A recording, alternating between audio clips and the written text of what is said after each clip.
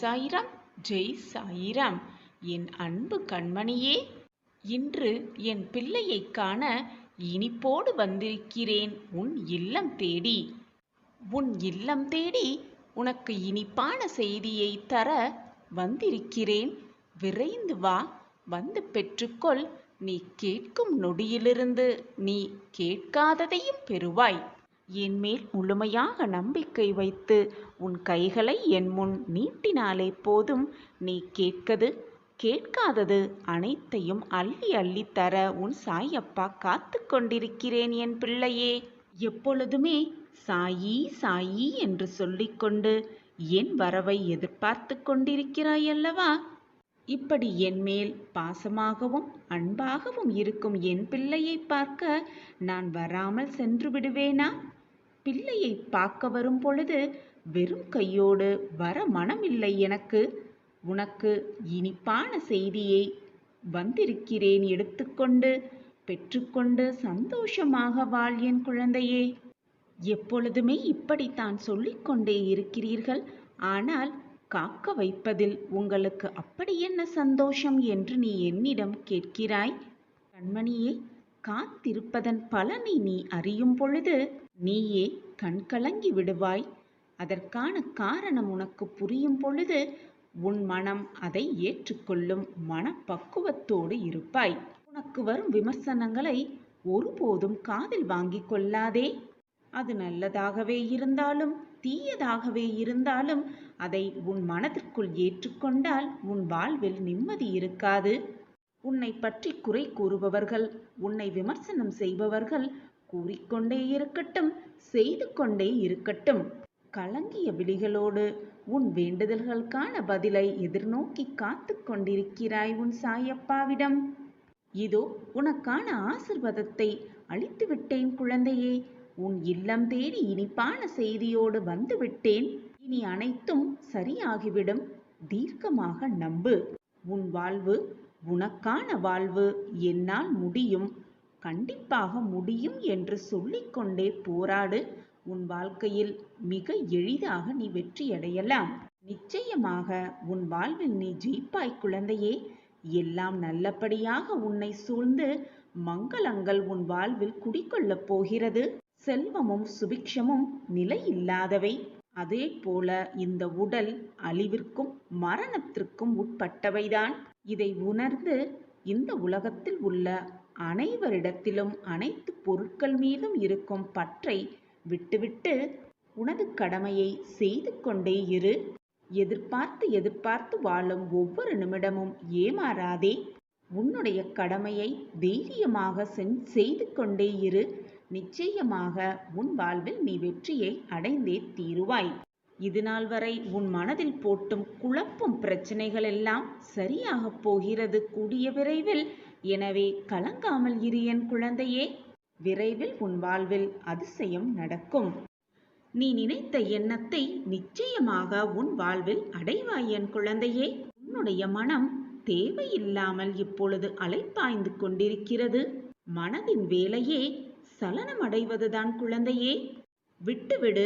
உன் மனது அதன் வேலையை செய்து கொண்டே இருக்கட்டும். புரிகிறதா? சலனம் அடைந்து கொண்டே இருக்கட்டும். எது எப்படி இருந்தாலும் உன்னுடைய உடல் மட்டும் கட்டுக்குள் இருக்க வேண்டும். அதற்குத்தான், கட்டுக்குள் வைத்துக் கொள்வதற்காகத்தான் நீ என்னிடம் வந்திருக்கிறாய் என்பதை பல நிமிடம் மறந்து விடுகிறாய். நான் இருக்கிறேன் குழந்தையே. எந்த ஒரு சூழ்நிலையிலும் என்னுடைய உதவி உனக்கு நிச்சயமாக கிடைக்கும். என் பிள்ளையாகிய நீ எதற்குமே ஆசைப்பட தேவையே இல்லை. நீ ஆசைப்படாமலேயே நீ வேண்டியது அனைத்தும் உனக்கு அள்ளி அள்ளி கொடுக்க உன் அப்பா இருக்கும் பொழுது எதற்காக ஆசைப்படுகிறாய்? உனக்கு தேவையான அனைத்தையும் நானே உனக்கு நிறைவேற்றித் தருவேன். இனி உன் வாழ்வில் எல்லாமே ஜெயம்தான். என் முன் நீங்கள் பக்தியோடு உங்கள் கரங்களை நீட்டினால் இரவு பகல் பார்க்காமல் எப்பொழுதும் என்றுமே நான் உங்களுடன் இருந்து கொண்டுதான் இருப்பேன். என் தங்கமே, உன் மனதை காயப்படுத்துபவர்களிடம் சண்டை போடாமல் அமைதியாக விலகி விடுவது 1000 வார்த்தைகளுக்கு சமம். சந்தோஷத்தையோ சோகத்தையோ தாங்கிக் கொண்டு நம்மை எழுந்து நடமாட வைக்கும் நம்மளுடைய மனம்தான் நமக்கு மிக சிறந்த நண்பனாக இருக்கக்கூடும். எனவே என் குழந்தையே, உன்னை முதலில் நீயே நேசிக்கப் பழகு. நீ 1000 முறை அழுதாலும், அது மட்டும் அல்லாமல் எத்தனை முறை நீ விளக்கம் கொடுத்தாலும், நீ என்னத்தான் மன்றாடி வேண்டி விரும்பி கேட்டுக்கொண்டாலும், உன்னை விட்டு பிரிய நினைப்பவர்களை, உன்னை விட்டு விலக நினைப்பவர்களை உன்னால் எப்பொழுதுமே திருப்திப்படுத்தவே முடியாது. நன்றாக சிந்தித்துப் பார். நீ எதை செய்தாலும் குற்றமாகவே பார்க்கப்படுவாய். இவர்களிடம் இருந்து, இந்த மனோபாவம் கொண்டவர்களிடமிருந்து நீ சற்று விலகி இருப்பதே உனக்கு நல்லதாக இருக்கும் குழந்தையே. என் குழந்தையே, நல்ல செய்தியை உனக்காக உன் இல்லம் தேடி கொண்டு வந்திருக்கும் உன் அப்பா அந்த செய்தியை பெற்றுக்கொண்டு வாழ வேண்டுமே என்று நினைக்காதே. நிச்சயமாக வாழ வேண்டும் என்று நினைத்து சொல். அப்படி நீ வாழ்ந்து காட்டினால் எந்த ஒரு துன்பம் உனக்கு வந்தாலும் அது தூசியாகவே தெரியும்.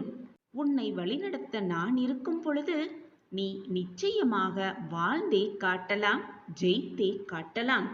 நாம் ஒரு செயலை செய்ய துவங்கும் போதே உனக்கு ஏன் இந்த வீண்டாத வேலை, உன்னால் இதை சாதிக்க முடியுமா, உன்னால் இதை வெல்ல முடியுமா என்று சொல்பவர்களுக்கு மத்தியில் நீ ஜெயித்து காட்டுவதே அவர்களுக்கு பதிலாக இருக்கக்கூடும். இப்பொழுதெல்லாம் உண்மையை சொல்பவதற்கே சத்தியம் செய்ய வேண்டியுள்ளது. அதே போல அந்த பொய்யை போற போக்கில் சொல்லிவிட முடிகிறது. அதையும் நம்ப பல பேர் இருக்கிறார்கள். எப்பொழுதும் பேசுகிறவர்கள்தான் என்றாலும் நீ எதிர்பார்க்கும் பொழுது அவர்கள் பேசவில்லை என்றால் அந்த ஏமாற்றத்தின் வலி மிக அதிகமாகவே இருக்கும். நொடிக்கு நொடி மாறிக்கொண்டே இருப்பது நேரமும் காலமும் மட்டுமல்ல, மனிதர்களின் மனமும் தான் மாறிக்கொண்டே இருக்கிறது. எது நடக்கும் முன்பாகவே இது நல்லதாகவே நடக்கும் என்று நினைத்துப்பார். நீ நினைப்பதை விட மேலாக இரட்டிப்பு பலன் உனக்கு கிடைக்கும். அதை கிடைக்க வைக்க உன் சாயப்பா உன் அருகிலேயே இருந்து அதை செய்து முடிப்பேன். அதை மீறி அது தவறாக நடந்துவிட்டால் நடந்ததும் நன்மைக்கே என்று நினைத்துக்கொள். அப்பொழுது உனக்கு ஏமாற்றம் மிக பெரிதாக இருக்காது. நன்றாக பேசி பழகுபவர்களெல்லாம் நமக்கு நல்லது மட்டுமே செய்வார்கள் என்று நினைத்து நம்பிவிடாதே யாரையும். உன்னை போல் மற்றவர்கள் இருக்க மாட்டார்கள். என் மேல் முழுமையாக பாசமும் அன்பும் வைத்திருக்கும் என் பொக்கிஷமான குழந்தை நீ.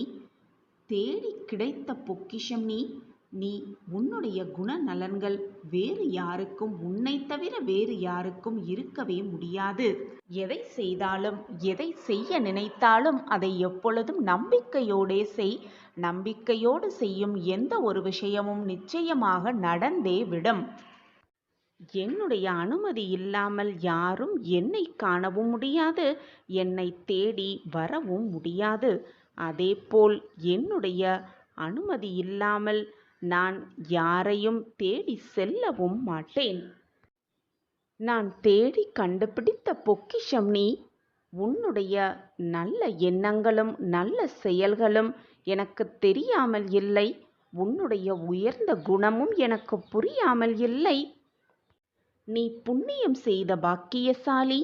அதனால்தான் உன் மனம் வேதனையாக இருக்கும் சமயத்தில் நீ என்னை தேடி வந்தாய். நானும் உன்னுடைய வேதனையை தீர்க்க உன்னை தேடி வந்திருக்கிறேன். தொலைந்த கஷ்டத்தையெல்லாம் மீட்டெடுத்து தரப்போகிறேன். இது நாள் வரை நீ இழந்தது அனைத்தையும் ஆனந்தமாக பெறப்போகிறாய். உன் ஆசைகள் அனைத்தும் உனக்கு ஈடேறப் போகிறது. அதற்கான அறிகுறி இன்றே உனக்கு தெரியும். மகிழ்ச்சியாக இரு. எது நடந்தாலும் உன் புன்னகையை மட்டும் உன் முகத்தில் வைத்து கொண்டே இரு. வானமே இடிந்து உன் தலையில் விழும் சூழ்நிலை வந்தாலும் அமைதியாக இரு. எனக்கு நடப்பது அனைத்தும் நன்மையாகத்தான் இருக்கும் என்பதை முழுமையாக நம்பு. உன் நம்பிக்கையே உன் வாழ்க்கையை காப்பாற்றும். இதோ நீ செய்த புண்ணியத்தின் பலனாக நான் உன்னை தேடி உன் இருப்பிடம் நோக்கி, நீ இருக்கும் திசை நோக்கி உன்னிடமே நிரந்தரமாக இருக்கவே வந்திருக்கிறேன். உன் தொலைந்த கஷ்டத்தை அனைத்தையும் மீட்டெடுத்து மீண்டும் உன்னிடம் சேர்க்கப் போகிறேன். இப்பொழுதெல்லாம் நீ எனக்கு யாருமே இல்லை, கவலை என்று வந்துவிட்டால் பகிர்ந்து கொள்ளக்கூட யாருமே இல்லை, ஆறுதல் வார்த்தைகள் கூட சொல்லக்கூட எனக்கு எவருமே இல்லை என்று தனிமையில் உட்கார்ந்து புலம்பிக் கொண்டும் மனவேதனையோடு குழம்பிக் கொண்டும் இருக்கிறாய். நீ மட்டும் வேதனைப்படவில்லை என் பிள்ளையே. உன்னோடு சேர்ந்து உன்னை சுற்றி இருப்பவர்களையும் வேதனைக்கு ஆளாக்கிக் கொண்டிருக்கிறாய். உனக்கு இருக்கும் கஷ்டமும் துன்பமும் நிரந்தரமானது கிடையாது. எப்பொழுதுமே என்னால் முடியும், அனைத்தையும் நான் பார்த்து கொள்வேன் என்ற தன்னம்பிக்கை வார்த்தைகளை உன் மனதிற்குள் சொல்லிக்கொண்டே இருந்தால் போதும். எனக்காக யாருமே இல்லையே என்ற கேள்வியே உன் மனதில் எழாது. உன்னைப்போல் இந்த உலகத்தில் இருக்கும் மற்றவர்களும் துன்பத்தை அனுபவித்து கொண்டுதான் இருக்கிறார்கள். அவரவர் செய்த கர்ம வினைகளின்படி அவரவர் இன்பத் துன்பத்தை அனுபவித்துதான் ஆக வேண்டும். அவரவர் கர்மாவை அவரவர் கழித்தேதான் ஆக வேண்டும். அவர்களுக்கு என்று தனித்தனி வாழ்க்கை இருக்கிறது. அதை விடுத்துவிட்டு உன்னுடைய சோகத்தை பகிர்ந்து கொள்ள, உனக்கு ஆறுதல் வார்த்தைகள் கூற மற்றவர்களால் எப்படி முடியும் என்று நீ நினைக்கிறாய்? உனக்குத்தான் நான் இருக்கிறேனே. எதுவாக இருந்தாலும் என்னிடம் வந்து அனைத்தையும் கொட்டிவிடு. உனக்கு தேவையான அனைத்தையும் தேவையான தருணத்தில் நான் பார்த்து கொள்கிறேன். நான் உன்னோடு இருக்கும் பொழுது எதற்குமே கவலைப்பட வேண்டிய அவசியமே இல்லை. நான் இருக்கிறேன் அனைத்திற்கும் சாட்சியாக. என்மேல் முழுமையாக நம்பிக்கை வைத்திருக்கும் யாருக்கும் வாழ்க்கையில் அற்புதமும் அதிசயமும் நிச்சயமாக நிகழும். நீ என் பொக்கிஷமான குழந்தை. உன்னை காப்பதற்காக எந்த அவதாரம் வேண்டுமானாலும் நான் எடுத்து உன்னை காப்பேன். இது உன் சாய் அப்பாவின் சத்திய வாக்கேதான்.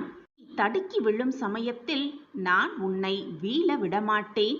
ஏதாவது ரூபத்தில் ஏதாவது ஒரு உதவி செய்து உன்னை நிச்சயமாக காப்பேன். உன்னை வெற்றியடைய செய்வேன். பசி அடங்கிய பின் கிடைக்கும் உணவும், மனம் வெறுமையற்று கிடைக்கும் பொழுது இருக்கும் பொழுது கிடைக்கும் அன்பும் பயனை தரவே தராது. ஏதாவது தவறு செய்துவிட்டு அந்த குற்றத்தை நினைத்து நினைத்து வருந்தும் பொழுதுதான் ஒரு மனிதன் மனிதனாக அவதாரம் எடுக்கிறான். அந்த மனிதனின் மனத்தை பற்றியும் புரிந்து கொள்ள அவனால் முடிகிறது. ஏதாவது தவறு செய்தால் நம் மனசாட்சி என்னும் குற்ற உணர்வே நம்மை கொன்றுவிடும் என்ற பயம் எல்லோரிடமும் இருந்தால் யாருமே குற்றம் செய்ய நினைக்கக்கூட மாட்டார்கள். கடவுளால் அவர்களின் வாழ்க்கை நிச்சயமாக நிறைவடையும். உன் அப்பாவாக அம்மாவாக அனைத்துமாக எப்பொழுதும் உன் சாயிநாதர் உனக்கு துணையிருப்பேன். நீ தடுக்கி விழும் சமயத்தில் உன்னை தூக்கிவிடும் தோழனாக, உன் தாயாக தகப்பனாக அனைத்துமாக நான் இருக்கும் பொழுது நீ தவறான பாதையில் எப்படி செல்வாய்? உரிமையில்லாத உறவும், உண்மையில்லாத அன்பும், நேர்மையில்லாத நட்பும், அது மட்டும் அல்லாமல் நம்பிக்கை இல்லாத வாழ்க்கையும் எப்பொழுதுமே நிரந்தரமே இல்லை என் குழந்தையே. இதை முழுவதுமாக நன்றாக புரிந்து கொண்டு உன் வாழ்க்கையில் செயல்படு. உன்னை யாராவது ஏமாற்றினார்கள் என்றால் அவர்களிடம் மறக்காமல் நன்றி சொல்லிவிடு. ஏனென்றால் நீ மறுபடியும் மற்றவர்களிடம் ஏமாறாமல் எப்படி இருக்க வேண்டும் என்று கற்றுக் கொடுத்ததற்காக அவர்களிடம் மனதார நன்றி சொல்லிவிடு. அது மட்டுமல்லாமல் நல்லவர்களாக நடித்து உன்னிடம் பழகியவர்களுக்கும் நன்றியை சொல்லிவிடு. ஏனென்றால் மற்றவர்களிடம் எப்படி ஏமாறாமல் இருக்க வேண்டும் என்று அவர்கள் உனக்கு கற்றுக் கொடுத்ததற்காக மறக்காமல் நன்றியை சொல்லிவிடு. உன்னிடம் இருந்து விலகிய உறவுகளுக்கு மீண்டும் ஒரு முறை நன்றியை சொல்லிவிடு. ஏனென்றால் வாழ்க்கையில் எப்படி தனியாக போராட வேண்டும், தனியாக நின்று சாதிக்க வேண்டும் என்று கற்றுக் கொடுத்ததற்காக அவர்களிடம் உன் நன்றியை சொல்லிவிடு. எல்லாம் கிடைத்தவர்கள்தான் எனக்கு எதுவுமே இல்லை என்று நினைத்து நினைத்து புலம்பிக் கொண்டிருக்கிறார்கள். எதுவுமே கிடைக்காதவர்கள் இருப்பதை வைத்துக்கொண்டு சந்தோஷமாகத்தான் வாழ்கிறார்கள். எனவே என் குழந்தையே, உனக்கு கிடைத்திருக்கும் இந்த அற்புதமான பொக்கிஷமான வாழ்க்கையை எவ்வளவு மகிழ்ச்சியாக சந்தோஷமாக வாழ முடியுமோ அவ்வளவு சந்தோஷமாக வாழ பழகிக்கொள். கிடைக்காததை நினைத்து நினைத்து வருந்தாதே, ஏங்காதே, மற்றவர்களோடு உன்னை ஒப்பிட்டு பார்க்காதே. அப்படி ஏங்கி தவிக்கும் பொழுதுதான், ஏமாற்றம் வரும் பொழுதுதான் மனது வெறுமையாகும். மனது தானாகவே வருத்தப்படும். மனது வருத்தப்பட்டால் மனதில் நிம்மதி இருக்காது. நிம்மதி இல்லை என்றால் மகிழ்ச்சியும் சந்தோஷமும் தானாகவே வந்த இடம் தெரியாமல் போய்விடும். நீ விரும்பியதை நிறைவேற்றிக் கொள்ள, கேட்டதை கிடைக்க செய்ய, உன் ஆசையை நிறைவேற்றிக் கொள்ள உனக்கு வழியொன்று சொல்கிறேன், கேட்கிறாயா? நான் சொல்வதை முழுமையாக கேட்டுவிட்டாய் என்றால் உனக்கான மிகப்பெரிய பிரச்சனை உன் வாழ்விலிருந்து நீங்கி நம் வாழ்க்கையில் மாற்றம் வந்துவிடாதா என்ற ஏக்கம் உன்னை விட்டு விலகிவிடும். நீயோ உனக்கான வாழ்வில் எல்லாம் என்னால் முடியும், என்னால் வெற்றியடைய முடியும், வெற்றியை தக்க வைத்துக் கொள்ளவும் முடியும் என்று சொல்லிக்கொண்டுதான் போராடிக்கொண்டே இருக்கிறாய். உன்னுடைய நம்பிக்கையோடு சேர்ந்து நான் சொல்லும் வாக்கையும் முழுவதுமாக கேள். எல்லாம் சேர்ந்து உனக்கு சந்தோஷமும் நல்லதும் ஒட்டுமொத்தமாக அரங்கேறப் போகிறது. உன் வாழ்க்கையில் மிக முக்கியமான திருப்பம், உன் வாழ்க்கையையே தலைகீழாக மாற்றப் போகும் அந்த திருப்பம் உன் வாழ்வில் கூடிய விரைவில் அரங்கேறப் போகிறது. பொதுவாகவே எப்பொழுதுமே நீ உன்னை விட்டு விலகி செல்லும் உறவுகளுக்காகத்தான் வருத்தத்தோடு இருக்கிறாய். அவர்களை நினைத்துதான் எப்பொழுதும் வருத்தப்பட்டு கொண்டே இருக்கிறாய். உன்னை தேடி தேடி வந்து உனக்காக மட்டுமே அனைத்தையும் யோசித்து யோசித்து செய்து கொண்டிருக்கும் என் பிள்ளை சந்தோஷப்பட்டால் நானும் சந்தோஷப்படுவேன். அப்படி இந்த சாயியை நீ கொஞ்சமேனும் நினைத்து பார்க்கிறாயா? உண்மையான உறவுகளும் நண்பர்களும் எப்படி தெரியுமா? தூய்மையான தண்ணீர் போன்றது. அதற்கு நிறமும் இல்லை, வடிவமும் இல்லை. ஆனால் மனிதர்கள் வாழ முக்கியமாக அந்த தண்ணீர் எவ்வளவு முக்கியம் என்று உனக்கு தெரியும் தானே? தண்ணீர் போலத்தான் உன் சாயிநாதாவும். உன் வாழ்க்கைக்கு என்ன தேவையோ, எதை கொடுத்தால் நீ மகிழ்வாயோ, எதை கொடுத்தால் சந்தோஷமாக இருப்பாயோ, அதை நான் யோசித்து யோசித்து உனக்காகவே செய்து கொண்டே இருக்கிறேன், செய்து கொண்டே இருப்பேன். நான் இல்லாமல் உன் வாழ்க்கையில் சுவையே இருக்காது. என் மேல் முழுமையாக நம்பிக்கை கொண்டிருந்த எவருக்குமே வாழ்க்கையில் துன்பம் என்ற பேச்சிற்கே இடமில்லை. துன்பம் வந்தாலும் அது என்னுடைய அனுமதி இல்லாமல் உன் வாழ்க்கையில் நுழைய முடியாது. துன்பம் வருகிறதே என்று வருத்தப்படாதே. துன்பம் வருகிறது என்றால் அதைவிட பல மடங்கு இன்பம் உன்னை நெருங்கப் போகிறது என்பதை முழுமையாக புரிந்து கொள். என் பிள்ளையாகிய உனக்கு, என் பொக்கிஷமான உனக்கு மிகப்பெரிய நல்லதும் அற்புதமும் நடந்தே தீரும். உன் சாயி தேவா நடத்தி வைப்பேன்.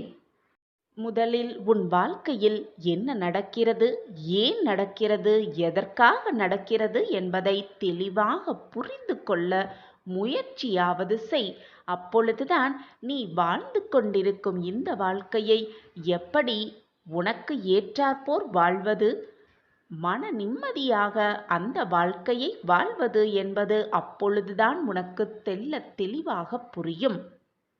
வாழ்க்கை என்பதே நெடுந்தூர பயணம்தான். அந்த பயணங்களில், அந்த பாதைகளில் பல பல சொந்தங்களையும், பல பல உறவுகளையும், பல பல நண்பர்களையும் பார்த்துவிட்டுதான் ஒவ்வொருவரும் கடந்தாக வேண்டும் வாழ்க்கையை. ஒன்றை நீ இழந்தால்தான் மற்றொன்றை பெற முடியும். நீ ஒன்றை விட்டு கொடுத்தால்தான் உனக்கு தேவையானது உன்னிடம் வந்து சேரும். இதை புரிந்து கொண்டு வாழ பழகிக்கொண்டாலே நீ கேட்டது, ஆசைப்பட்டது, விருப்பமாக என்னிடம் வைத்தது எல்லாமே உனக்கு வந்து சேரும். உனக்கு வரவேண்டியது நிச்சயமாக உன்னை வந்து சேரும். உன் மனதில் இருக்கும் தீய எண்ணங்கள், தேவையில்லாத எண்ணங்கள், மற்றவர்களுக்கு பழிவாங்க வேண்டும் என்ற தேவையில்லாத எண்ணங்களை முதலில் உன் மனதிலிருந்து தூக்கி எறிந்துவிடு. அதேபோல் இப்படியாகிவிடுமோ, என்னாகுமோ, ஏதாகுமோ, இப்படி ஆகிவிட்டால் வாழ்க்கையே போய்விடுமோ என்ற எதிர்மறை எண்ணங்களையும் உன் மனதிலிருந்து தூர எறிந்துவிடு. நமக்கு துணையாக அப்பா இருக்கிறார். நமக்கு வேண்டியதை அப்பா கைகளிலிருந்து பெற்றுக்கொள்ளலாம். நம்மிடம் வந்து சேருவது அப்பாவின் ஆசிர்வாதத்தோடு தான் வருகிறது என்ற நேர்மறை சிந்தனையையும் எண்ணங்களையும் உன் மனதில் வளர்த்துக்கொள். அதுவே உன்னை வாழ்க்கையின் உச்சத்திற்கு அழைத்து செல்லும். நீ என்னிடம் மீண்டும் மீண்டும் கேட்டதை தருவதற்காகவே நான் இப்பொழுது உன்னை தேடி வந்திருக்கிறேன். நீ என்னிடம் ஆசையாக கோரிக்கை வைத்தாய்தானே, அதை உன்னிடம் சேர்ப்பதற்காகவே நான் இப்பொழுது உன்னை தேடி வந்திருக்கிறேன். சாயிநாதரே என் வாழ்க்கையில் வரமாட்டீர்களா?